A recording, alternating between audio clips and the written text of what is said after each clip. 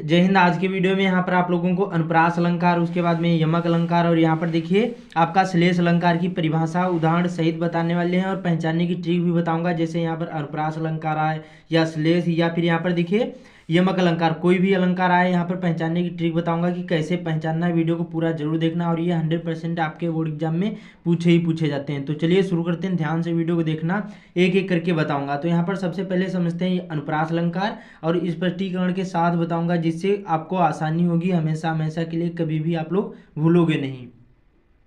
तो सबसे पहले यहाँ पर अनुप्रास अलंकार, तो देखिए इसकी परिभाषा कैसे आपको लिखना है और याद भी कर लेना है।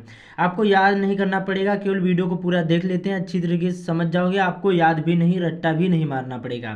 तो यहाँ पर देखिए परिभाषा, तो अनुप्रास अलंकार की परिभाषा कैसे है कि जहाँ पर एक ही वर्ण की बार बार आवृत्ति हो वहाँ पर अनुप्रास अलंकार होता है। बस सिंपल सा, जहाँ पर जैसे कोई उदाहरण दिया है उसमें एक ही क्या है वर्ण की बार बार आवृत्ति हो वहाँ पर कौन सा अलंकार होता है? अनुप्रास अलंकार। जैसे यहाँ पर देखिए, अब जैसे कोई शब्द दे दिया गया, वर्ण किसको कहते हैं सबसे पहले ये समझना जरूरी है, बहुत सारे लोगों को पता नहीं होगा।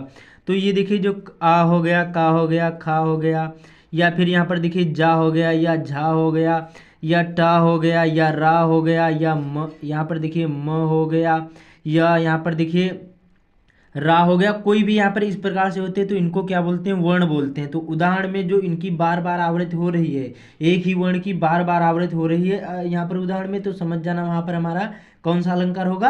अनुप्रास अलंकार। तो जहाँ पर एक ही वर्ण की बार बार आवृत्ति हो वहाँ पर अनुप्रास अलंकार होता है। उदाहरण जैसे देखिए, कानन कठिन भयंकर भारी, घोर घाम हिम वारि बयारी। अब देखिए जो इसमें कानन कठिन भयंकर भारी और घोर घाम हिम वारि बयारी, इसमें देखिए का हो गया, भा हो गया, रा हो गया, घा हो गया, माँ, इसमें देखिए बार बार आवृत्ति हुई है, का की भी बार बार आवृत्ति हुई है, और यहाँ पर देखिए भा की बार बार आवृत्ति हुई है, और रा की भी बार बार आवृत्ति हुई है। तो यहाँ पर देखिए र र र, तो इस प्रकार से माँ की भी यहाँ पर बार बार आवृत्ति हुई है, यहाँ पर देखिए म, इस प्रकार से। तो इसमें क्या समझ जाओ बस आसानी से, ये कौन सा अलंकार हो जाएगा? अनुप्रास अलंकार हो जाएगा। दूसरा यहाँ पर उदाहरण है कि तरन तनुजा तट तमाल तरुअर बहुछाए। अब इसमें देखिए ता शब्द बार बार दे दिया गया, टा भी दे दिया गया बार बार, तो वहाँ पर हमारा क्या हो जाएगा? बस सिंपल सा यहाँ पर हमारा अनुप्रास अलंकार हो जाएगा। तो एक उदाहरण तैयार कर लो, बाकी हो सके दोनों तैयार कर लो, बस आपको ऐसे ही आपको पहचान लेना, ठीक है। जो वर्ण की बार बार आवृत्ति हो, कोई भी शब्द हो यहाँ पर वर्ण हो, तो वहाँ पर समझ जाना अनुप्रास अलंकार होता है। अब दूसरा आता है हमारा यमक अलंकार। ये भी बहुत सिंपल सा है। देखिए जब एक ही वर्ण यहाँ पर क्या, सॉरी यहाँ पर देखिए अनुप्रास अलंकार की परिभाषा क्या है? जब एक ही शब्द दो या दो से अधिक बार आता है, जब कोई एक शब्द है, अब शब्द किसको कहते हैं? जैसे वर्णों को मिलाकर जो बनता है उसी को हम क्या बोलते हैं? यहाँ पर शब्द बोलते हैं। क्या बोलते हैं? वर्णों को मिलाकर जो बनता है उसी को हम क्या बोलेंगे? शब्द बोलेंगे। अब जैसे अब कोई शब्द है, या यहाँ पर देखिए जाता कोई शब्द है, ये क्या होते हैं? इनको शब्द बोला जाता है। तो जब यहाँ पर एक ही शब्द दो या दो से अधिक बार आता है और यहाँ पर भिन्न भिन्न अर्थों में प्रयुक्त होता है, तो वहाँ पर यमक अलंकार होता है। जैसे कोई शब्द एक आया, यहाँ पर क्या बता रहा है? एक ही शब्द दो या दो से अधिक बार आया। उदाहरण में एक शब्द दे दिया गया लेकिन वो दो या दो से अधिक बार आया, लेकिन क्या है यहाँ पर अर्थों में भिन्न भिन्न होगा, वो उसके जो अर्थ होंगे दोनों के यहाँ पर अलग अलग होंगे, वहां पर क्या होगा? यमक अलंकार होगा। जैसे उदाहरण में काली घटा का घमंड घटा, नवमंडल में तारक वृंद खिले। इसमें देखिए काली घटा, इसमें ये देखिए एक शब्द ये घटा सेम है देखिए, लेकिन इसके जो अर्थ होंगे ये भिन्न भिन्न होंगे। अब कैसे? यहाँ पर देखिए पहले जो उदाहरण घटा शब्द का अर्थ क्या होता है? इसमें दो बार आया है, दोनों स्थानों में इसका अर्थ भिन्न भिन्न है। पहले घटा का अर्थ होता है यहाँ पर देखिए काली घटा है, ठीक है। तो यहाँ पर काली घटा, इसमें देखिए काली घटा तो इसमें बादल का है। पहला जो हमारा है जो घटा है ये बादल है, और दूसरा है यहाँ पर जो घटा है हमारा घमंड घटा, मतलब कम हो गया, घमंड कम हो गया, तो ये दो बार आ गया। तो समझ जाओ हमारा यमक अलंकार है।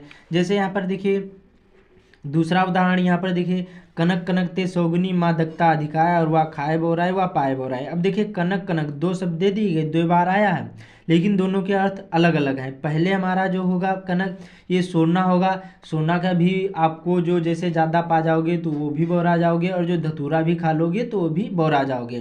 पहले कनक का अर्थ होता है सोना और दूसरे कनक का अर्थ होता है धतूरा। तो बस सिंपल सा, दोनों ये उदाहरण बहुत ज़्यादा इंपॉर्टेंट हैं, तो दोनों को आप लोग तैयार कर लो, वेरी वेरी मोस्ट इंपॉर्टेंट दोनों हैं। समझ में आया? बस सिंपल सा, जहाँ जब एक ही वर्ण यहाँ पर जब एक ही शब्द दो या दो से अधिक बार आता है और यहाँ पर भिन्न भिन्न अर्थों में प्रयुक्त होता है तो वहाँ पर यमक अलंकार होता है। जैसे काली घटा का घमंड घटा, नवमंडल में तारक वृंद खिले, और कनक कनक ते सौगनी, मादकता अधिकाय, वा खाए बहुराय पाए, और यहाँ पर वा पाए बहुराय। ठीक है, बस सिंपल सा। अब यहाँ पर देखते हैं तीसरा हमारा श्लेष अलंकार। क्या हो जाएगा यहाँ पर? श्लेष अलंकार। अब इसकी परिभाषा क्या होती है? ये भी सिंपल सा होता है।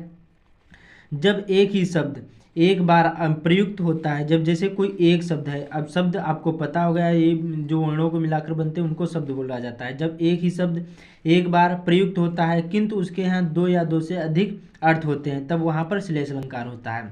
जैसे शब्द तो एक ही होगा, एक ही बार आएगा, लेकिन क्या है उसके जो यहाँ पर देखिए किंतु उसके दो या दो से अधिक अर्थ होते हैं, तो वहाँ पर हम समझ जाएंगे श्लेष अलंकार होगा। जैसे उदाहरण में यहाँ पर देखिए चिरजियो जोरी जुरे और क्यों सने यहाँ पर गंभीर, और को घट के वृषभानुजा वे हलदर के वीर। इसमें देखिए जो वृषभानुजा और यहाँ पर देखिए जो हमारा दूसरा यहाँ पर हलधर, ये दो शब्द दे दिया गया, लेकिन ये क्या है, लेकिन इसके दो दो अर्थ हैं। हलधर वृषभानुजा और हलधर के दो दो यहाँ पर देखिए क्या है जो आपके यहाँ पर अर्थ हैं। देखिए पहले इस उदाहरण में जो वृषभानुजा और हलधर यहाँ पर शब्द एक ही बार आए हैं, लेकिन किंतु उनके अर्थ अनेक हैं। जैसे वृषभानुजा, राजा वृषभानु की क्या है पुत्री, राधा हो गई वृषभानुजा।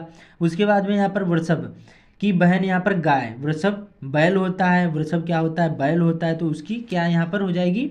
गाय हो जाएगी। वृषभ की बहन यहाँ पर बैल की बहन यहाँ पर गाय तो ही होगी। उसके बाद में दूसरा हमारा हलधर, हलधर बलराम को भी हलधर कहा जाता था, तथा बैल भी क्या करते हैं? वो भी यहाँ पर हल को धारण करते हैं। तो दो बार आया, तो यहाँ पर देखिए वृषभानुजा और यहाँ पर जो हलधर हो गए, यहाँ पर शब्द में श्लेष अलंकार। बस सिंपल सा।